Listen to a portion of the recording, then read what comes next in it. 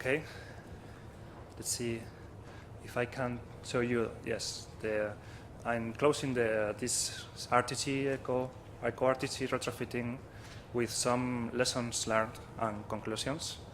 Well, I will start with the main lesson learned, and it is an idea that we started with the aim of converting an old RTG, an efficient pollutant, into let's say, a green ECO-RTG. And in this process, we found also an idea to convert not only one RTG crane, but also the whole container terminal into let's say, the green container terminal. I will recover this idea at the end of my presentation, but I will follow with the main conclusions.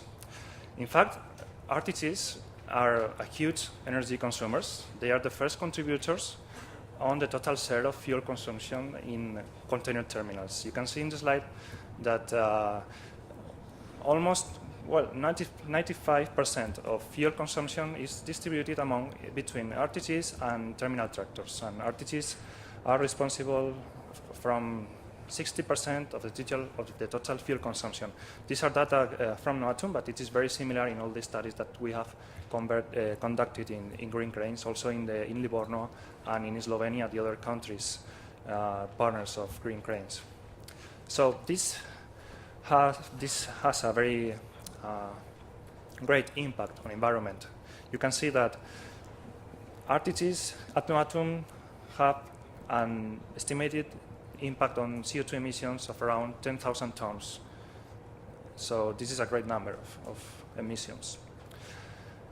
Translated into an indicator, it could be the carbon footprint, and refers to the contribution of this type of machines in the operational dimension of the terminal. And this indicator is around 5.26 kilos of CO2 equivalent emissions per TEU handled in Noatum. Okay, so this is the main three of alternatives that Noatum studied to reduce this great amount of consumption. Angel and Vicente have explained more or less the way that we follow in the project. We consider three main alternatives: electrification, retrofitting, and replacement with new RTG units. Electrification and replacement of units, well, we concluded that the investment was too high to set a serious project at the terminal. So we decided to explore the retrofitting way. Yes.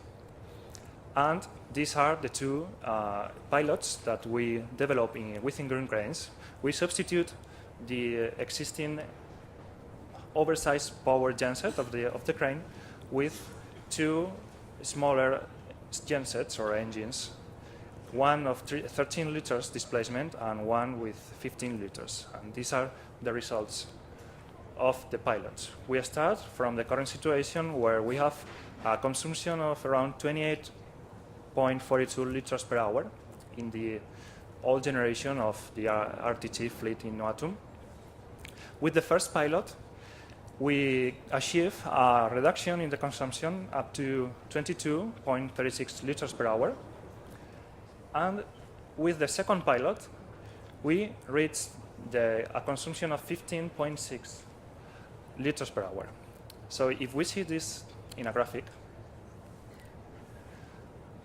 this is a 45% of decrease in fuel consumption in the crane. And 45% decrease, it's a huge percentage of decrease of fuel consumption. Out of curiosity, it is more than double than the objectives of the European Commission, the 2020 objectives to reduce consumption for the next 60 years. So we have here a great decrease.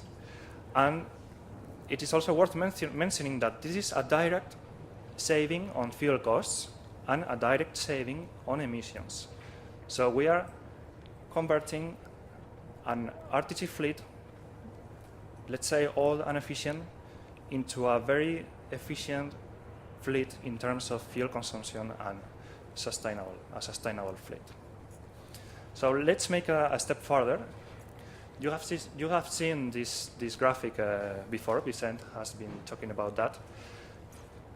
This is the overrun cost derived from using lower powers in RTGs. This is mainly a translation of time into euros, because if we use lower powers in an RTG, the cycle of the machine, let's say it's slower, so it takes more time to perform the same operation.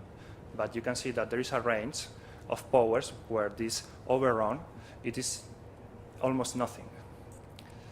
These are the curve that represents the energy cost of fuel, and the sum of both graphics, it is the total cost of operating a crane. Let's make appear it. Yes, that's it. The green curve, it is the total cost of operating, and it is composed of the operational cost and the energy cost. We were in this situation, the current situation, the second pilot, and the third. But we see that the minimum of this curve is still on the left, okay? This point.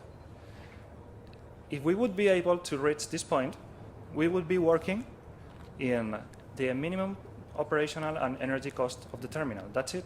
We will be operating in, let's say, the green terminal. I'm recovering the idea that I introduced at the beginning of the presentation. So, which is the way to reach this minimum point? We think that the way is, to introduce monitoring and complete control in the terminal, not only from the operational dimension, but also from the energy dimension. And this can provide many benefits. We can,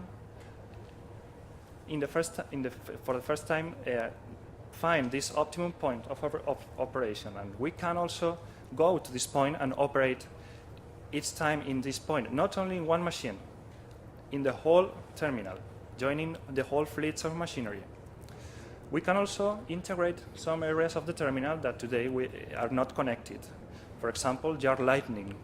Can you imagine an RTG at night moving along the terminal and lights turning on at the same time that their RTG advances and lights turning off behind the RTG? This is dynamic lighting management, and it is a very interesting concept. We could integrate these concepts with total monitoring of the terminal. Even moreover, we can make an integral approach and introduce not only operations but also energy, but also maintenance and safety. That's why I started my presentation saying that the way forward is to reach this green container terminal. And this is, for us, the main conclusion of this session. Thank you very much.